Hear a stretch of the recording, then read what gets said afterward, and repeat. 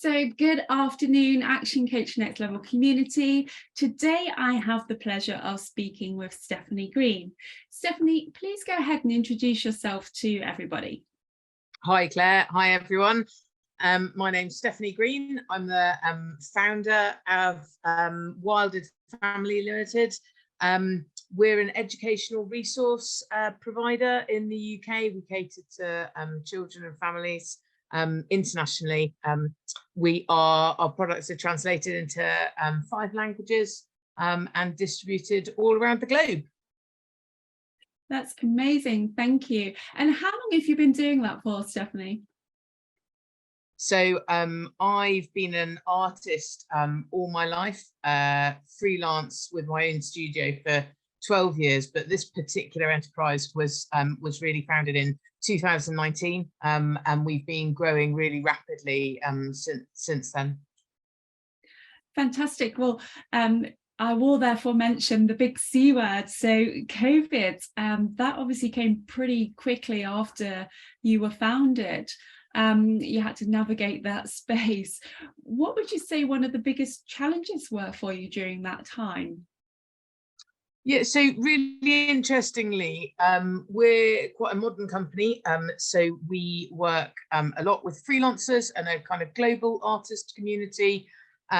We have remote manufacturing and distribution. So actually, COVID didn't really hit us in our business systems or processes. And because we're actually, I homeschooled my children, and we're part of a big kind of homeschool non-mainstream community. So actually COVID was pretty different, I think, for us than it was for perhaps people very used to being in an office working a 9 to 5.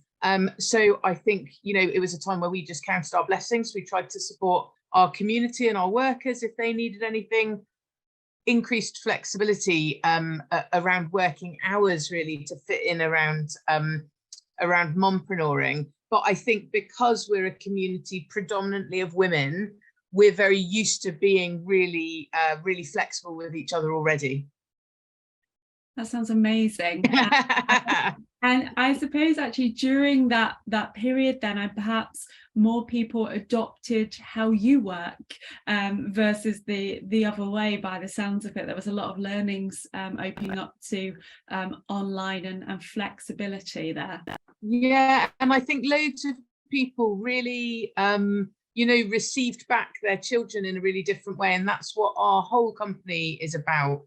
We're about you know, being human together and using educational tools and art and color and light and sound to really enrich that experience for children, to educate in wonder, not in stress. And I think a lot of people, COVID gave them the opportunity to see a window into that world. So it was really great in that regard.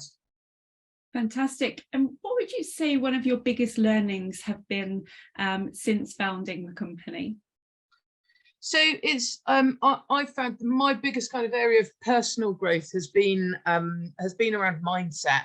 So when I started, as I say, I've had my own studio for 12 years, and so I've been very used to running things, running a show. And I think this company is quite different because now we're significantly bigger. We've just moved into new offices. As I say, we're a global company, so we distribute and ship all around the world. We're translated into lots of languages. So it really has been giving something of myself away and stepping into a place where I'm okay with that, where I, as a human, am separate to the business as an entity. And that's been a really interesting journey. Actually, yeah, that's probably the biggest bit of growth. That sounds fantastic, and we can all take a lot from personal growth and implement that to our businesses as well. What would you say then has been one of your biggest successes? Oh, successes. So I mean, we have individual products that really stand out. I think that recruitment has probably been quite a disrupting influence. So we don't do things the way other people do. We do encourage people to remote work. We let people work on charity projects. We're about growing people, dynamic working. If somebody wants, if a woman's working with us and she finds it best to intensively work for 3 weeks and then not for one, that's all right, because actually we're humans. We weren't ever really meant to live in a 9 to 5 completely robotized box, were we? So I think that actually that kind of standard model is something that we find our employees saying time and time again to us, that they feel really supported and really seen as humans. So that's a massive success for me. That sounds amazing. I think I might be applying. Yeah, come on over. We always need good people. We are seeing more and more, aren't we, that hybrid work environment as well. And I think the environment around us and the way in which we do work and when we best work is also having a massive influence and impact on people's 100% working and home lives. Yeah, I mean, they've got studies now that are coming out of Harvard that say offices are not our most productive workspaces. So our office feels much more like a home space. So we have, a cozy room, we've got a communal eating room. There's always tea and coffee and biscuits and fruit in the office, an abundance of water, flexible hours, all of those things, because actually that's really important. We've just had one of our really key workers has actually just moved for a year to Australia. And we're like, sure, let's just embrace that, because she's young and she wants to travel. And actually, as a company, when you think, what could that bring us back? If this person's really excited and joyful about what they're finding in life, that's bound to come back to our company with these massive benefits, because happy people make better, businesses, better employees, better worlds. That's so positive. Learning from other countries and other cultures, that is massive. What's one of the things you wish you had known before you started? Oh, what a roller coaster it is. Because some days are amazing, aren't they? And other days are tough. And I think that kind of the scope of emotion that's involved in business was something that surprised me, but is definitely,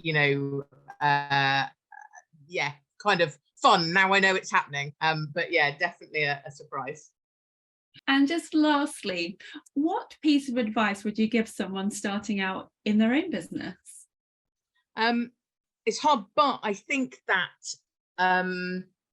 something that I've found and that we encourage other people to do is to really lean into being yourself and doing that across all elements. So at school, we're very conditioned to perform for tests and test results where everyone's correct answer is the same. But in life, actually, we're all made to be quite different. So there are loads of really good books that you can read about management and about business growth, and they can inform you. But ultimately, we're all built with this inbuilt kind of heart expression. And I think if we brought that to the world, then actually we would just, everyone would be really abundant. We'd have a lot of beautiful things happening.